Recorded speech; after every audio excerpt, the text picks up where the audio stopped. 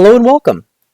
Today we're joined by Nancy Romic, who is the Executive Director of Shifra Homes Incorporated, a maternity residence and homeless shelter in Burlington that supports young, homeless, pregnant women between the ages of 16 and 30.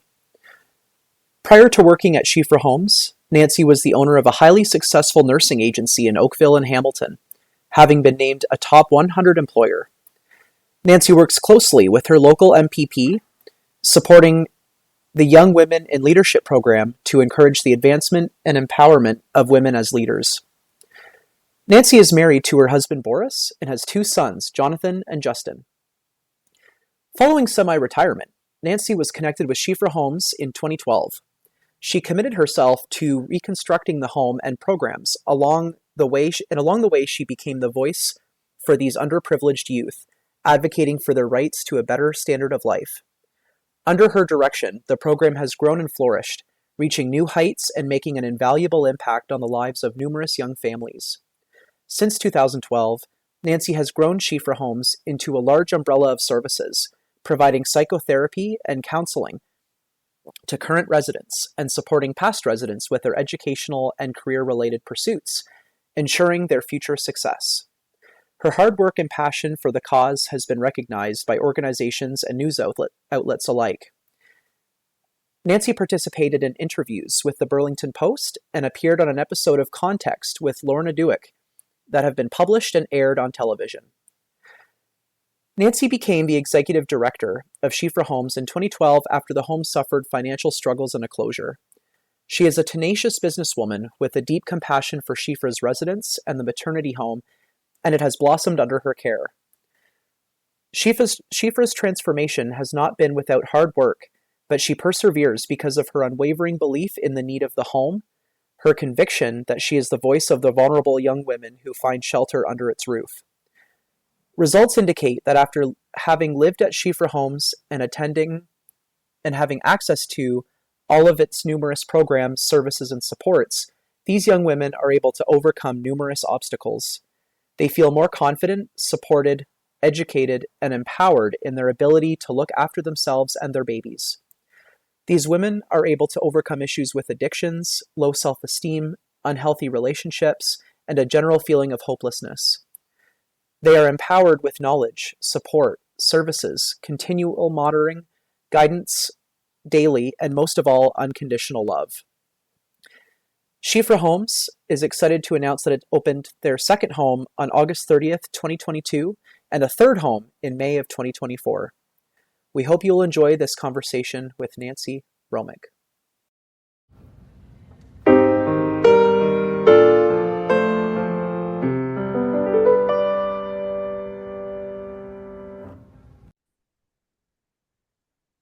Okay.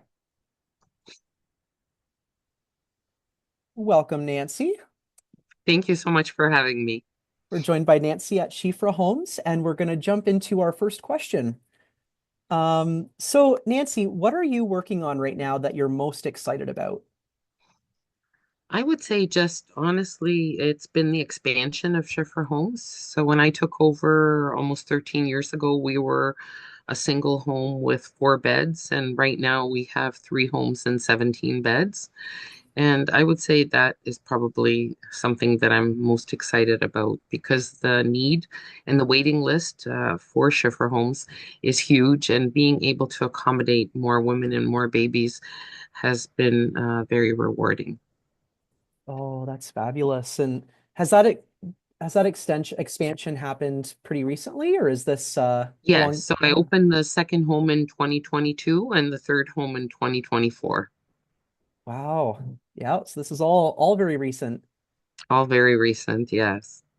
And as a follow-up question to that, and I mean, I'm sure there's probably a lot of reasons why this is important, but why would you say this is so important for you?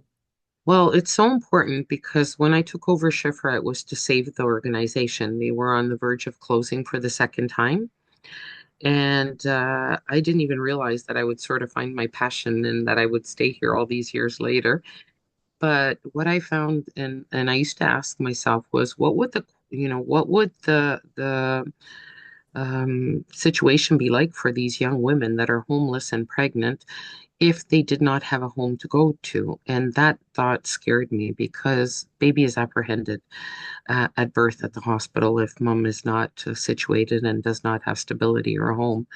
And that scares me because there are so many wonderful women out there that can parent their babies but aren't given the opportunity because there, is not a bed available. And when I first took over in 2012, there was 8, 9 other homes. Some of them had been operating for over 50 years between Mississauga and Niagara Falls. And I hate to say this, but all of those homes have shut down. We're the only home that is left standing. And to me, that's just not acceptable. Oh wow, I wasn't aware of that story of all those other homes closing. So there's a huge gap by the sounds of it. Huge gap, huge gap. So what's already happening that you'd like to see more of? Honestly, I would like to see more homes open up and be able to provide the beds for these young women that are pregnant and homeless, because without that, the story for the child and the mother is forever skewed. And I don't think a woman that's carried a baby and that is determined to try and keep the baby, and you take that baby away from her because she's in these circumstances, I don't think she'll ever get over that. That's like a Mm. huge trauma.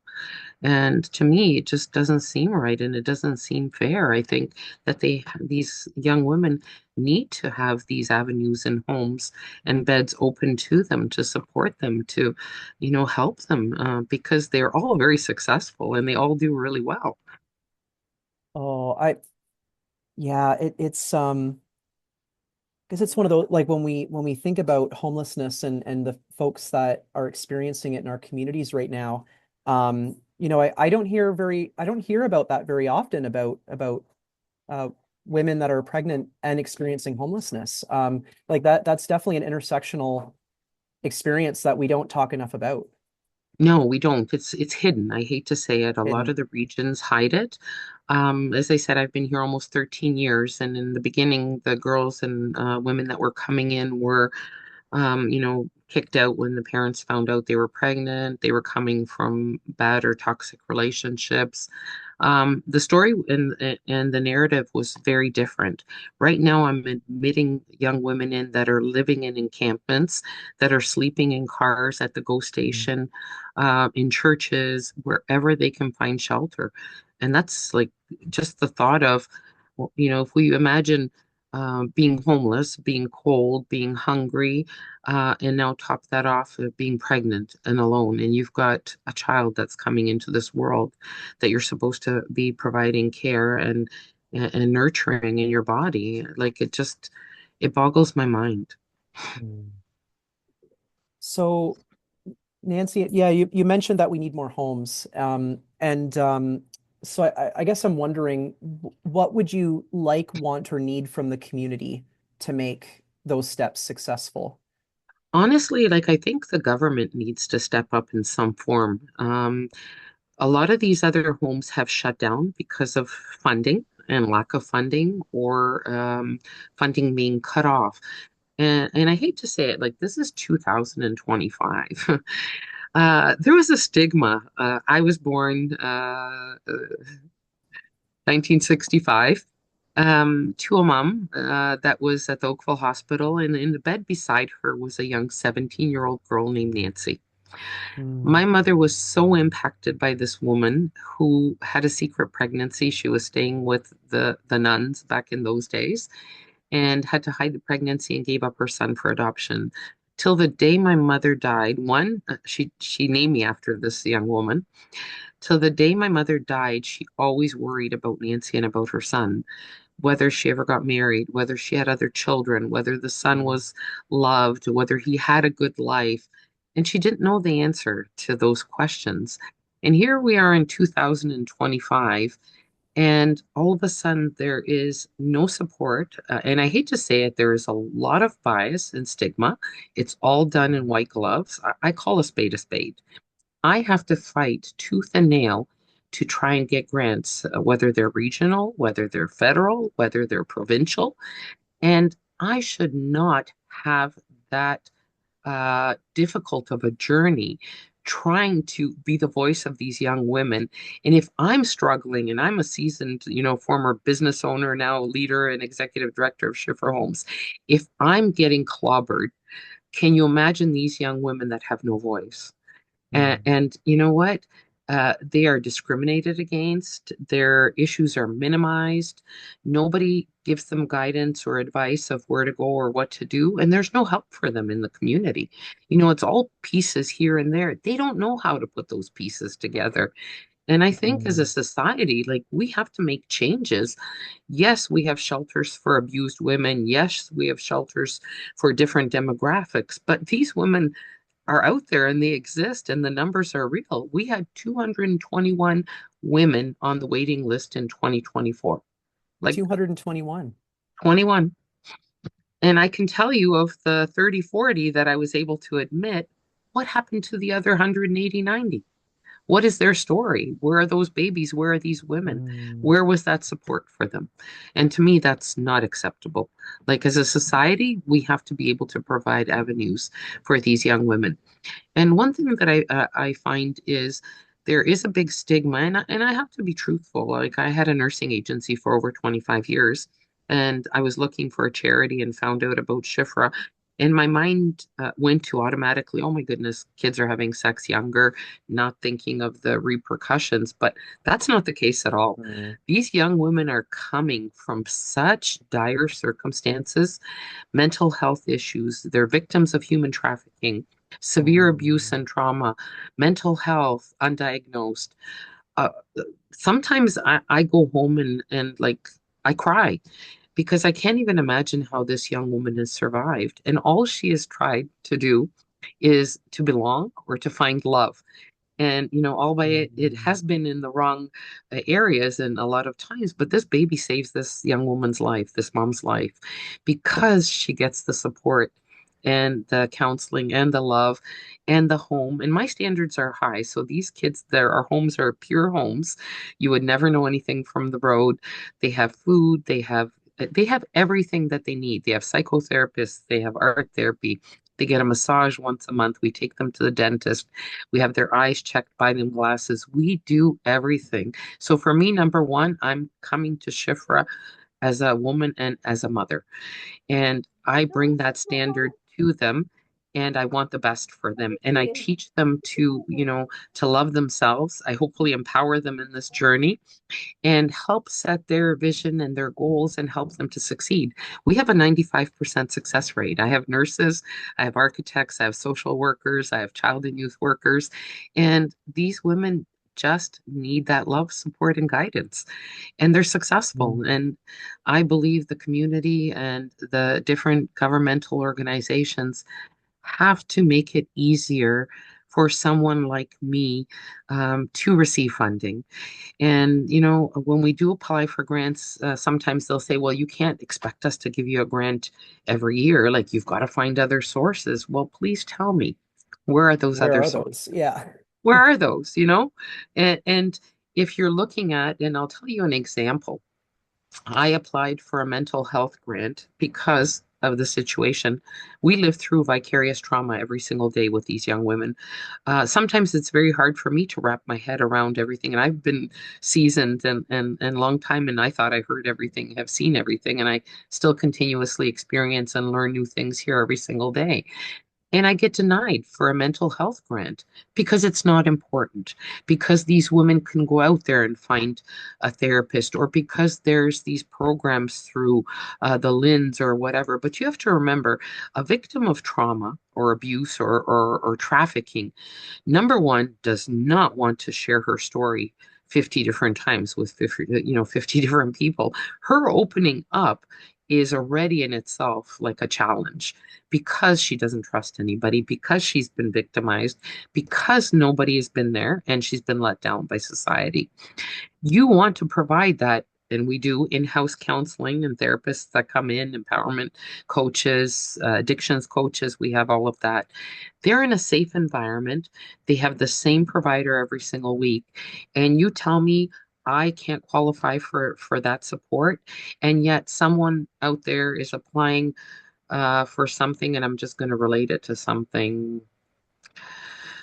Uh, let's say that they can have art therapy. Like to Mhm. me, the most basic things is a roof over your head, food in your belly, and safety. Everything else trickles down.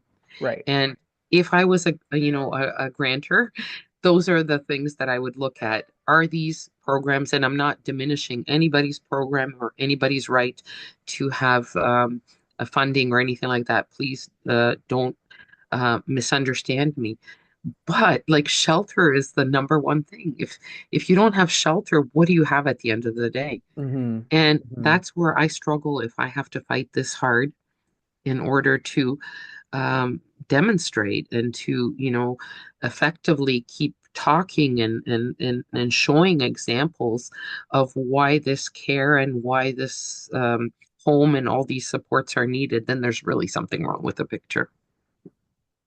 Oh, for sure. I mean, a, a few things that you shared there really connected or resonated with me from a lot of the work that our team is doing with folks looking for housing in the community, um, where like one of the things that people kind of share with us time and time again from various walks of life is that one, it's darn near impossible to do much without having that roof over your head. It's very, very hard. Excuse me. But also that navigating the services and the systems that are in place to obtain to even get a morsel of what you might need um, is the most challenging when you're in the most need of it. So that Absolutely. irony is kind of the um, and that people, when they felt like they really had success in getting, whether it's getting connected with housing or um, an income of some kind or what have you, it was usually because a worker or a volunteer or just an ally in the community sat down with them and helped them navigate those processes. Um, Yes, definitely. And we see that every day. And like we carry a very heavy burden of carrying so many lives in our hand and dealing Mm. with so many issues, from healthcare to medical care to obviously the psychotherapy to immigration to Ontario Works to the housing department. Like we have a huge burden on our shoulders of having and providing that wraparound service, which we do, and the extension through our Seeds of Hope, where we support them for 1 year once they leave. But navigating and being their advocate and their voice in that process.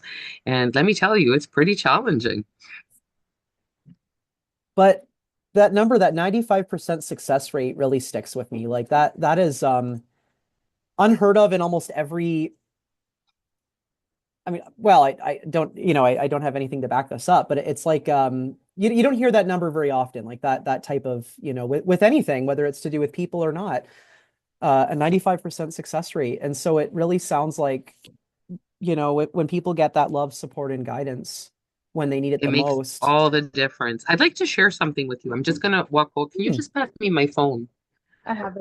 Oh, thank you. I want to read something to you. So, for Okay. example, and the youngest girl that we've taken is 14.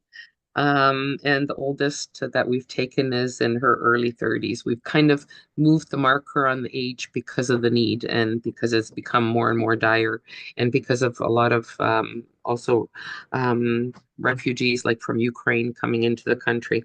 I just want to read you something. And like, there's certain days where I sometimes like I feel not defeated, but like exhausted from fighting this fight. And this was a young girl that was 17. She was a ward of Children's Aid Society, grew up in the system. And at 16, she kind of ran away because she had been tossed around between different homes, wasn't properly looked after, and started couch surfing. Ended up meeting a really nice boy who was her friend, not a boyfriend, but ends up pregnant at 17. And through her social worker at school, was connected to Shifra Homes and came and stayed. And I'm proud to say graduated with honors from high school well with us. Got her driver's license, saved up enough money, bought herself a used car, and moved out in October and just started college in January. And this is a Wow. message that she sent me just before Christmas. And it says, "You met me at my lowest, homeless, pregnant, and very vulnerable. You chose me. You gave me the opportunity to have a home for me and my baby. Every challenge and hardship I had going on in my life, you helped me fix and solve. Nothing was ever too much for you. Thank you for always giving me grace while I embarked on this pregnancy and motherhood journey, but especially on this healing journey. You saved me from a life I didn't even know how to be free from. Thank you for always encouraging me in everything and seeing my potential. I'm so grateful for Shifra Homes. I look up to you for your leadership, compassion, and perseverance. Thank you for changing my life in a way that was too big and great for my imagination." That still brings tears to my eyes. And to me, that's what it's about. Hmm. That's beautiful. It really is. And, Beautiful. on the days where I feel exhausted of, fighting these fights and, everybody coming at me, and it's a message like this that'll come from one of the former girls. So for me, my policy is my door is always open and the front door is always open. This is home. And they continuously come back home, and I love it. There's just nothing better to me. Like, I don't have physical daughters, I have sons. When all these girls are coming in, they call me mama. They walk in through the door, I get to hug them, hear how they're Wow. doing. The best, even like years ago, one of my girls started college.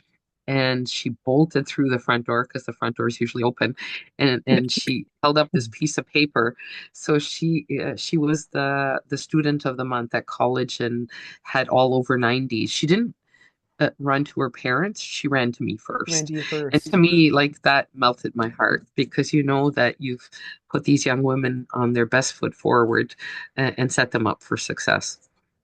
Like one big extended family. Definitely. Oh, that's fabulous. It really is, honestly. Oh, so My I mean, heart is so full every day. I was gonna say it's like it's very like what a heartwarming just I mean not just a single story, but as like multiple stories that are ongoing Multiple because you know that stories these are all folks that, their lives are in your continuing and hands. Yes. they're yeah, and Yes. they have And eight, the world's in front of them now. it is. And this is what I say. Like, I do a lot of public speaking, and I'll say, you know what, their families have failed them. Their educators have failed them. If they're Christian, their community has failed them. Their healthcare providers have failed them. The system has failed them. Like, the buck has to stop somewhere. Like, you can't have these children that are coming from these circumstances and so broken and crying out for help or living in tents and undiagnosed with medical conditions that can be treated, whether with medication, whether with therapy. Like, we can't do that. Like, this is that future generation, and that's what I say. Like, to me, even if it's one life that I've saved, it is a life worth saving. And if we all do a small part, the world will be such a better place because we do make a difference, one person at a time. One person at a time. Well, so I guess to go off of that, Nancy, from where you stand, what's the best thing that could happen? Honestly, a little bit of an ease on the financing, obviously, more grants coming in, or stability where I don't have to spend so many hours in a week worrying about money and putting things together, that I get to really spend, me personally, more time with some of these Hmm. girls and babies. I'm limited between all my obligations every single day, but I always try. I never leave the home without telling them I love them when I'm coming back, and try and hold every baby at least, for a few minutes every single day, hug every mom. But also, improving the situation out there for rentals, because the rental situation is devastating. And I really honestly, people ask me, how are you able to transition these moms out? And I honestly, I think it's all the connections and supports that I've had throughout the years. I'm sometimes amazed at all the things that we are able to do and how we put things together.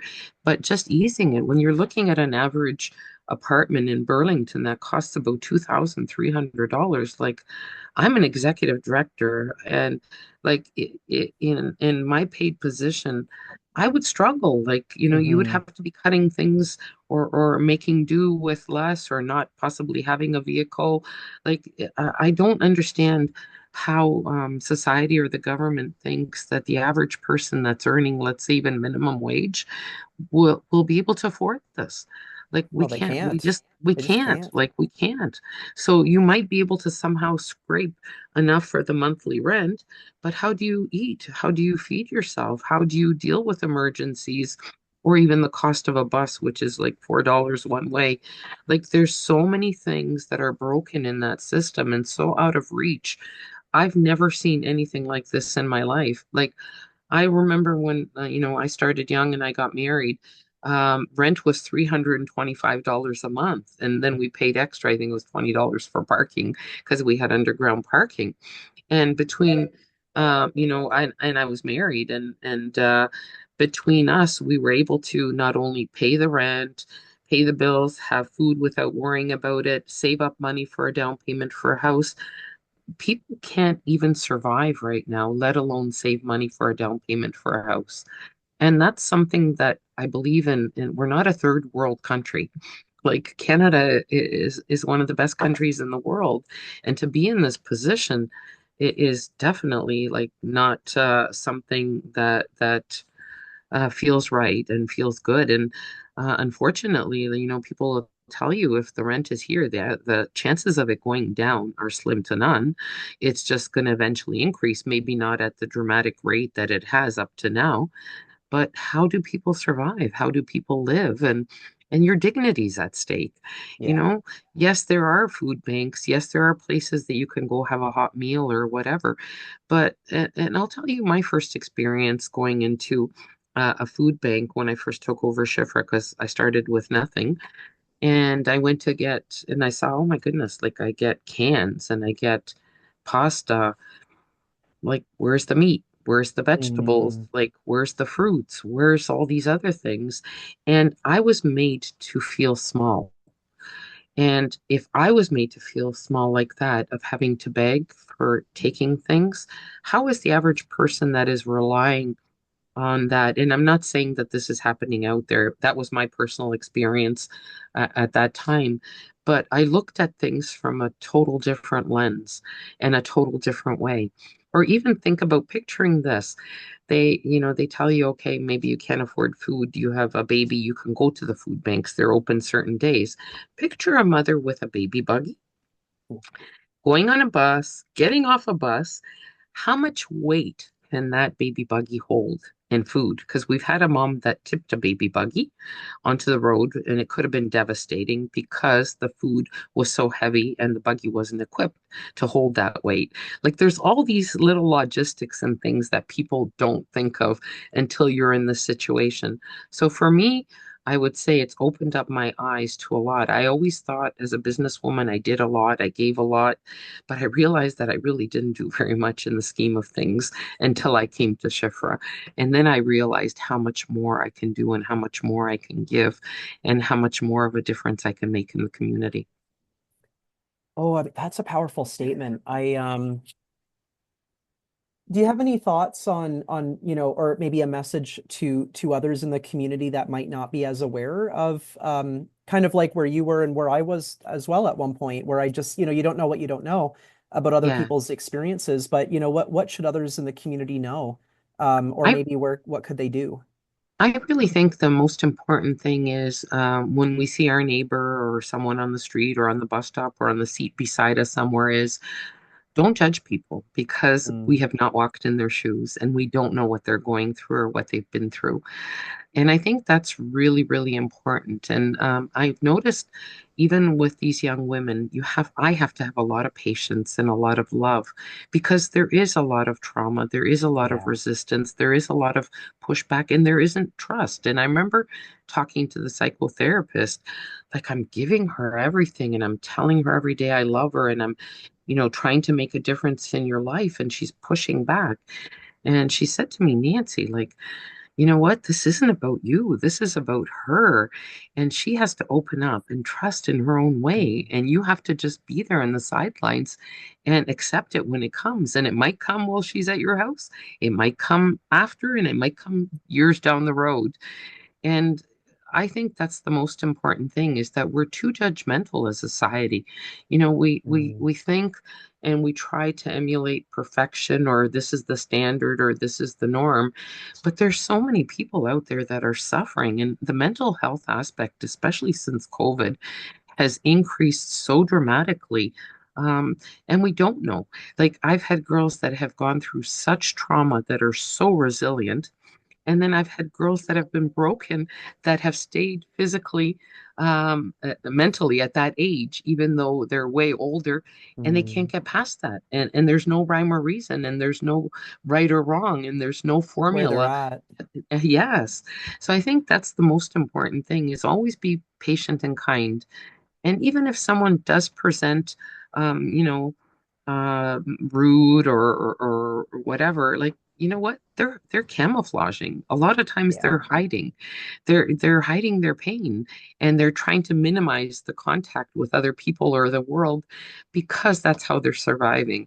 So I really think it's about having a lot of compassion and trying to read between the lines of what's going on and maybe just picturing, you know what, maybe that person needs a helping hand or an ear to listen or just a good thing. And I always try every single day to make a difference, whether it's buying somebody a coffee that's behind me or just complimenting a woman that I see trying on shoes at a store.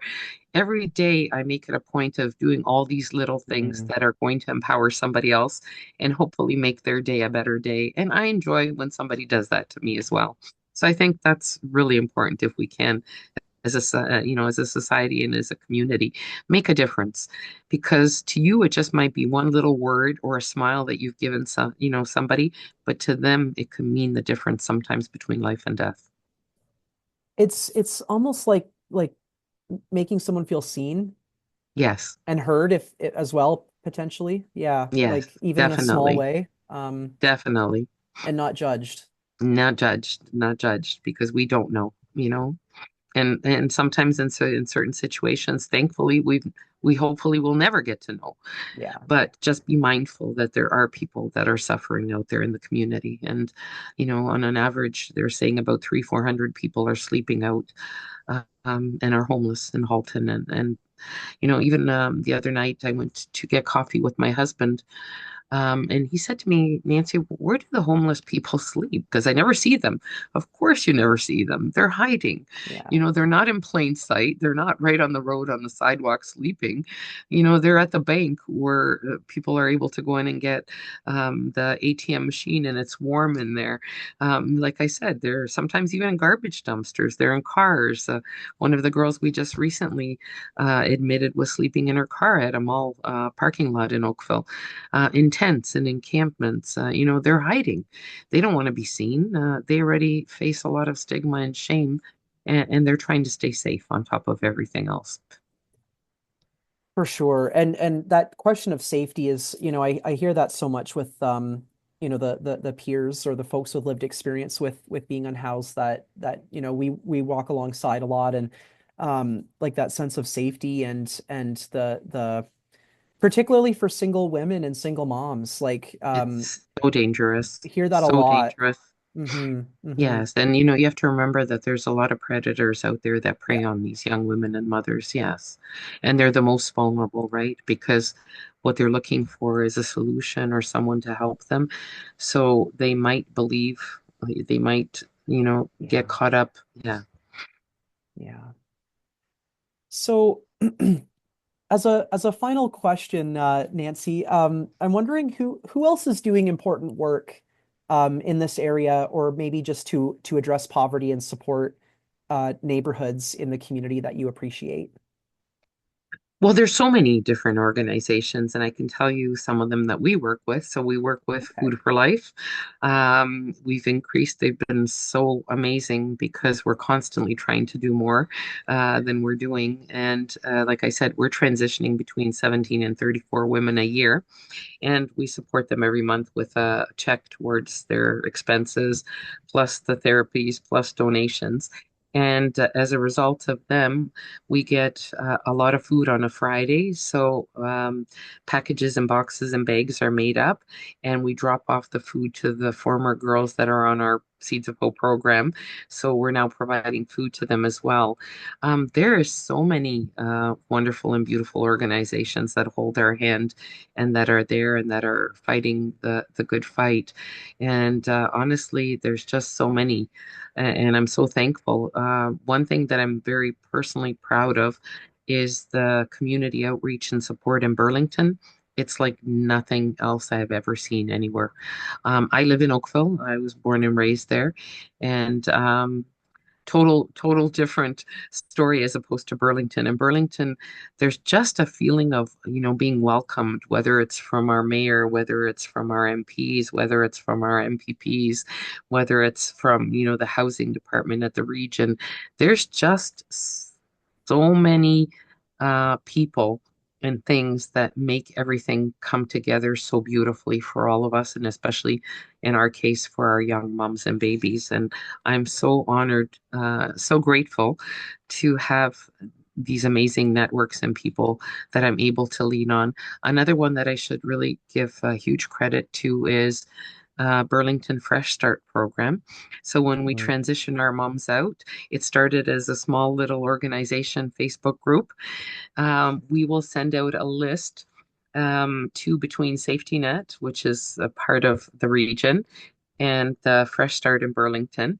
And we list all the things that we need for an apartment. So when we're transitioning mom and baby out from Shifra, they're walking into a fully furnished apartment with everything Mm. from food to towels to furniture to clothes for the baby to gift cards for uh, grocery stores to everything. Like, wow, that's all I can say. Wow. Oh, that's amazing. I don't think I've connected with Burlington Fresh Start, so Oh, that I you've got appreciate to. that you They do mentioned an that. Yeah. amazing job. And they used to do like one family a month. They've like Mm. recently been doing like five, six families a month. And how this network is putting it all together is just mind-boggling. And it's all private individuals in a community organization that is making a huge difference. There's so much innovation among our community organizations and nonprofits, isn't there? Yeah, Yes. like the work that we're able to do for pennies on the dollar a lot of the time. It's Amazing. Like I'm always, like I said, I'm in awe. My jaw sometimes just drops. And especially like when the girl sent me the picture of everything from the apartment where the people have thought of oh, everything from an iron to, to pots and pans to like everything. all the Like it's just details. all the details, all the details. And it's not junky things, it's beautiful things. Like sometimes it's even new things that have been purchased for them by a member in the community. And it's like, wow.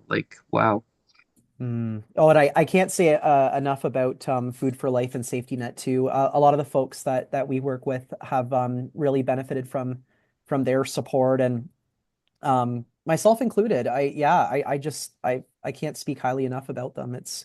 We're really Yes. blessed in We this really region to have. honestly are, and I'm so thankful for all these amazing connections. And even if there's something that we ever need, there's always someone to reach out to and put it out there, letting them know, hey, we've got this issue or we've got this problem. Any solutions, any support, any help? Can we get this? And somehow it always comes. Like it's amazing. The one incredible fact, if I had to tell you an incredible fact about Shifra, in almost 13 years, I have never run out of diapers or bought diapers. And that in itself is like, that tells you like the community, because it's all donations coming in and people buying diapers for the Wow. organization and for these moms. And that like to say that is just like wow. A lot of wow wows here. A lot of wows. Oh, pardon me. Well, that's sounds like a great place to end. Unless there is there anything else that you'd like to share before we adjourn, or No, and you know what? I would just encourage people out there to get involved in the community, however it is. And I always tell people there is no such thing as too little or too much, because mm, everything that a charity receives is just right at the just right time. So if you feel that it's not enough, or if it's too little, or you feel no, no, no, no, no, it's thousands of people, thousands of donations, thousands of hours of volunteers and things that are coming together for the community to make a difference. And every item that comes in is so greatly appreciated.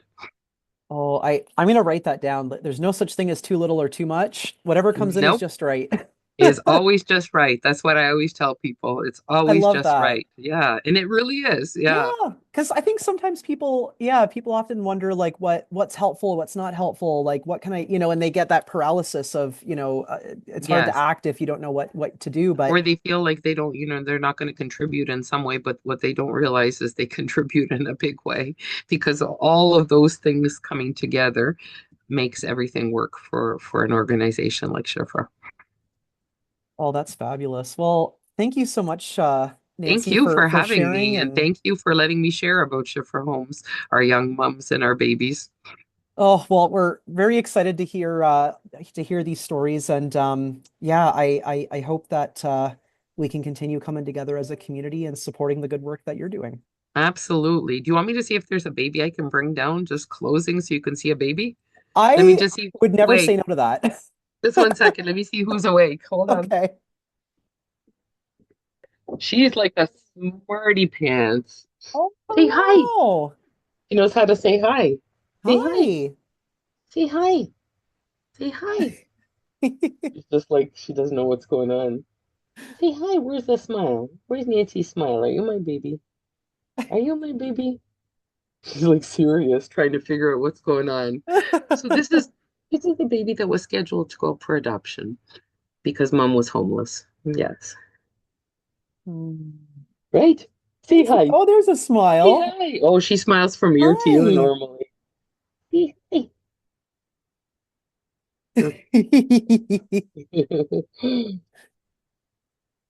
Hmm. Are you Oh, my there's a princess? smile. There we go. Now she's gonna sort of warm up. This is our little princess, Oh, I love your right? dress. She is honestly like the clothes that these babies wear, it's all donated. Like these babies, yeah, tell them. Oh. They're like little designer babies, the clothes that they get. They're always so nicely dressed. It's so beautiful. Say hi. Tell them hi. Give them five. You know how to give them five? High five. Five. This one's very, very smart. That's what I said. Yeah. I can't wait to see like for all the babies now. My first baby is yeah, 12 and a half. So I'm watching the children and because they're raised in this village environment with so many people handling them, they have this confidence and security and they seem to do really well. And it's interesting. Like, yeah, you Yeah, tell she's them very you're loved comfortable. by everybody. Yep, Oh, yeah. yep. Say Checking hi. things out. Say hi. Are you guys say hi? And this is what it's about. Like this is the future. These babies are the future, Mm. right? And like her mom would never get to know how beautiful. Hi. Her mom would never get to know how beautiful she was and how smart she is. Yeah, right? Yeah. Yeah. And So, that's what I fight for is so that these moms have that. Oh, clap. Yeah, you can oh, clap yeah. too. Yep. And You show because them of your everything you program, know. that baby and mom are together. They are, and they're going to have a good life, right? Yeah. Yeah. Yeah. Yeah. Hi, sweetheart. Say hi. Say hi. Like, what is this computer contraption? And that's what it's all about for me is, you know what? Like giving these children the best, right? Yeah. Oh, yeah. Oh, she sees the stuffed toys behind me. Yeah. I was waiting to see when she'd see those because I could see them in the background. Yeah, yeah, yeah, yeah. I Uh, told you my office has everything. So all the they're always, stuffies. yeah, all the stuff is everything for them. Yeah. But yeah, Stephen, this is what it's about is keeping mom and baby together, giving them that bless you, Oh, giving them Gesundheit. that opportunity. And this baby has come into this world. She is loved, is safe. She's had everything she doesn't know, and she'll never really know that she came into the world in a shelter, right? And Yeah, she's gonna yeah. only know good and love, right? Yeah. It takes a village. It takes a village, and thankfully we have a beautiful village that supports us every single day and throughout the year. Yeah. Yeah. Oh. Into the stuffies right now. Checking out. Yeah, she's doesn't care about us now. I think it's the stuffies that are Nope, more no, it's the interesting. stuffies. Yeah. Yeah. Yeah. I guess see a So that's donut why up there and I wanted to share so that you could see one of our babies and why we work so hard, right? hmm. Who loves you? Who loves you? Are you my baby? Gentle, yeah. Mm. Who loves you? Who loves you? Who loves you? Yeah, She knows what's up.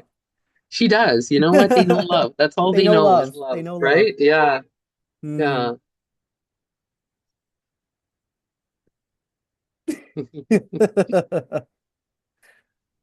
Hmm. Hi. Say hi to. Hello. Say hi. They're so Hi. cute, huh? Oh yeah. Yay. So that's how I wanted to finish off. So you get to Mm, see all the love, right? all And the why love. we do what we do. Yeah. And that's the thing is every child deserves the best in life, right? Every child And it's deserves our the job best. to try, to help them. And every mama deserves that support and that love too. Yes. And Yes. Yes. Definitely. If that's what her choice is, absolutely. Yeah. hmm. Hmm. She's going to be at the computer now. Oh yeah. It's Yep. very yeah, it's pretty Yep. lots of lights and things to look Lots at. of lights and everything. Yeah.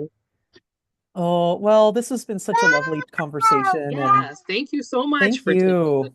time. Yeah.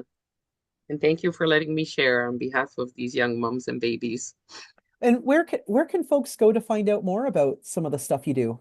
Oh, they can go on our website. So it's www.shifra, Shifra, homes, HOMES.com.